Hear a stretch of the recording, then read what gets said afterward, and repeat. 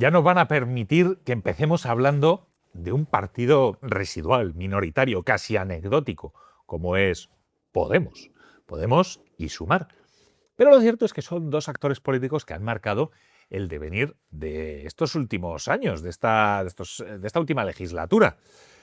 ¿Qué es lo que está quedando? ¿Qué es lo que va a quedar como herencia de estos años de extrema izquierda en la primera línea de la política española y también en la primera línea de la gobernabilidad de nuestro país, del gobierno de nuestro país? Pues de eso vamos a hablar hoy aquí en Zona Antiguo con Alex Navajas. ¿Qué tal, José Antonio? Alex, ¿cuál es la herencia que nos van a dejar ideológica nuestros amigos de Podemos y Sumar? Yo me preguntaría, ¿qué podía salir mal? ¿No? ¿Qué podía salir mal? ¿Quién lo iba a esperar? ¿Quién iba a esperar? Vamos a ver, se ha adornado mucho el movimiento 15M, de esa especie de aura mística, de ilusión, ¿no? Yo lo he hablado con varias personas de izquierdas, ¿no? Teníamos una ilusión, se respiraba una ilusión en esos momentos. La pseudo-revolución francesa. Sí, una cosa. Mira, vamos a ver, eso fue una perroflautada con todas las condiciones de gente que fue a la Puerta del Sol a manifestarse contra el gobierno de Zapatero. No olvidemos que era el gobierno de Zapatero, que muchos ya equivocan y piensan que estábamos en época de Mariano Rajoy. Fueron a la Puerta del Sol, no hubo una sola consigna contra el gobierno de Zapatero, que llevaba 8 años en el poder. Fue una cosa absolutamente política. Que luego haya una serie de ingenuos, o que se quieran hacer los ingenuos para dotarlo de una especie de espíritu prístino, ¿no? Y limpio y puro y tal, bueno, pues fenomenal, eso lo va a haber siempre. Pero, bueno, pues fue una cosa bastante teledirigida y ya se veía desde el minuto 1 por dónde iban los tiros, ¿no? Aunque decían, no, esto es transversal, pero todo ha acabado en la extrema izquierda, ¿no? Con lo cual, evidentemente, si alguien tenía un mínimo de esperanza y luego veían hacia dónde derivaba, pues la cosa se destapó fácilmente, ¿no? ¿Qué ha quedado? Pues lo decía también en un programa recientemente Jorge Sanz, subdirector del Debate, decía, pues ¿qué ha quedado del 15M? Pues un casoplón en Galapagar, ¿no? Es así, ¿no? Y dos partidos absolutamente residuales. Ya lo de llamarse Sumar es que tiene traca. O sea, un partido que es que no ha sumado derrota tras derrota, es lo único que ha sumado, porque el resto no ha sumado nada, ¿no? Pero además, restar o dividir. Restar o dividir, exacto, o tender a cero. Pero al final, a ver, tampoco nos engañemos, ¿no? Son una serie de mensajes que han ido lanzando continuamente de, pues la derecha es mala, solo la izquierda defiende al trabajador, a las minorías, etcétera, etcétera, ¿no? El heteropatriarcado, o sea, incluso ha modelado nuestro lenguaje. Fíjate una cosa curiosa, yo me acuerdo la primera vez que escuché la palabra heteropatriarcado, que hoy en día es bastante común, se la escuché decir a Íñigo Errejón en televisión, que habló hace ya unos años, claro, habló de heteropatriarcado y a mí me pareció una palabra tan larga, tan compleja, que me entró la risa. Es decir, ¿pero quién les va a hacer caso con este tipo de palabras? Bueno, pues ya se ha incorporado al acervo, o sea, la usamos, ¿no? Entonces, ellos tienen su universo, una especie de universo Marvel, pues el universo Podemita, el universo de Sumar, un universo mágico donde todo simplemente tiene que ocurrir porque yo quiero que ocurra. Claro, la política y la vida no funciona así, que es el gran error del comunismo. O sea, no, todos somos iguales, todos distribuimos, todos ganamos lo mismo y todos vamos a trabajar igual. Pues mire, es que lamentablemente la naturaleza humana no es así. Hay gente buena, hay gente mala, hay gente vaga, hay gente muy trabajadora, hay gente honrada, hay gente que es corrupta. Entonces, no podemos hacer una tabula rasa para... Entonces, al final, todo esto quedó como en una gran ingenuidad. ¿No está bien soñar con un mundo mejor? Claro que sí. Pero lo que hemos dicho también en otros programas, ¿no? O sea, me sonrío ante los jóvenes que quieren cambiar el mundo y no son capaces de arreglar su habitación. O sea, está muy bien, por supuesto, ¿no? O cuando hablamos de la paz en el mundo, pero luego no te hablas ni con tu vecino porque tal. Pues hombre, empieza por uno mismo, ¿no?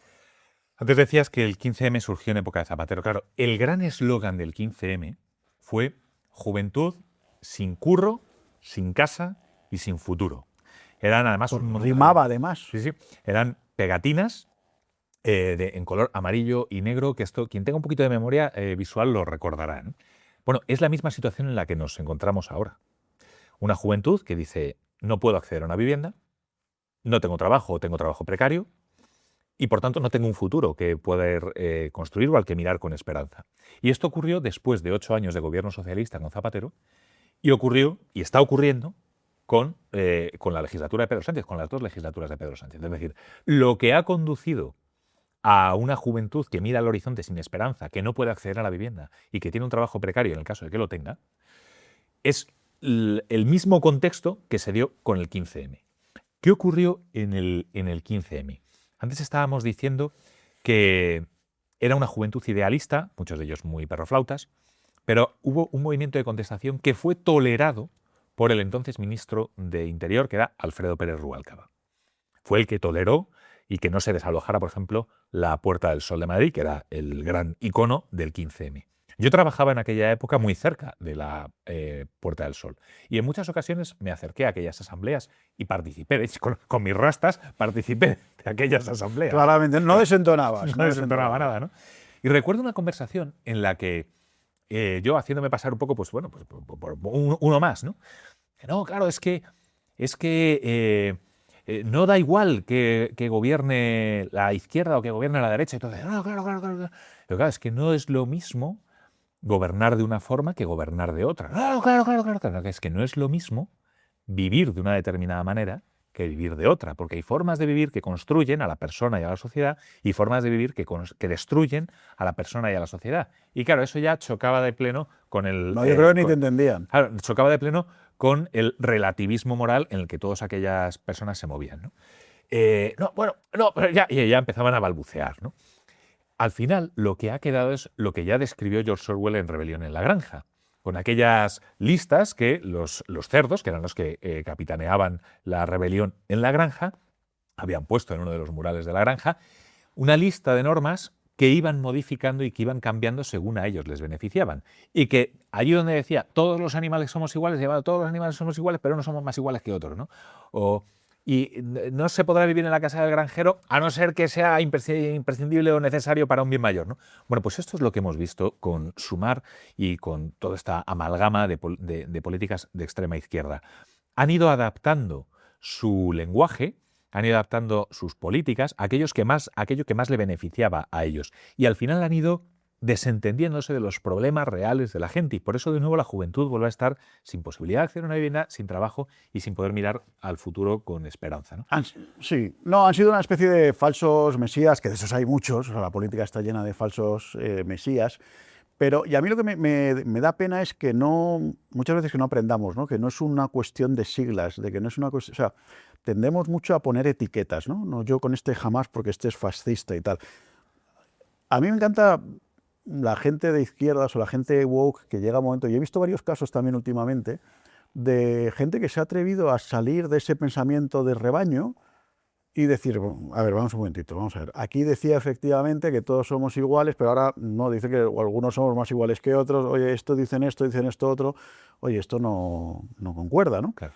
Y ellos se dan cuenta muchas veces, como en el momento en el que discuten eso, son absolutamente expulsados del rebaño. Si es que el propio George Orwell, ya sabemos, tuvo que abandonar precisamente la Guerra Civil Española porque ya los comunistas lo buscaban para matarlo, porque él era más de la línea trotskista y anarquista, ¿no?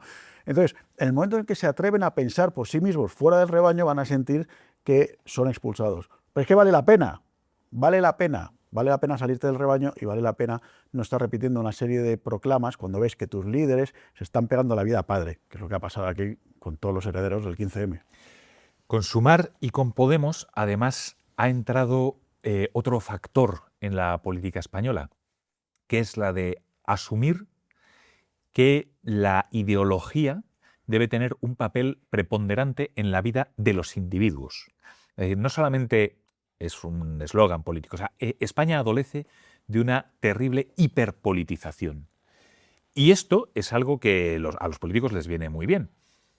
Lo que han tratado de inocular, el veneno que han tratado de inocular la extrema izquierda en la sociedad española, y que lo han logrado en muchos casos, es considerar que las personas hemos de dividirnos y mirarnos por nuestras creencias ideológicas. Y que aquel que no comparte mi ideología es un fascista. Orwell también hablaba de los delitos de odio, del crimen tal, que decían, que es lo que hoy aplica en los delitos de odio en otra de sus grandes obras, en 1984. Dos obras, Rebelión en la Granja, en 1984, que creo que son de obligada lectura en el momento histórico que estamos viviendo. Absolutamente. El delito de odio y el crimen tal, es decir, lo que te criminaliza es aquello que piensas. Estas son las dos herencias más envenenadas que nos dejan y que tenemos que poner encima de la mesa para sacudírnoslas. No es posible construir un país con futuro si nos apoyamos única y exclusivamente en aquellas ideologías que votamos en un momento determinado, aquellos partidos políticos que votamos en un momento determinado. Porque eso va a conseguir enfrentarnos a nuestros amigos, enfrentarnos a nuestra familia y impedirnos evolucionar en nuestro propio pensamiento y asumir con criterio crítico y con cierta perspectiva aquello que, bueno, pues que podemos pensar en un determinado momento de nuestra vida, ¿no? Yo creo que son dos herencias envenenadas, esta de la hiperpolitización y esta de la ideologización de las personas, que tenemos que sacudirnos cuanto antes. Y además que es tremendamente aburrido que piensen así, con lo cual sí, hay que romper con eso. Gracias, José Antonio Méndez. Gracias a ti, Alex. Y gracias a todos ustedes. Ya saben, sacúdense absolutamente esas ideas. No seamos esclavos de pensamientos, ni de modas, ni de lo que dicen que tenemos que pensar. Lo mejor pensar por uno mismo. Y para eso, aquí les esperamos en la zona anti-woke.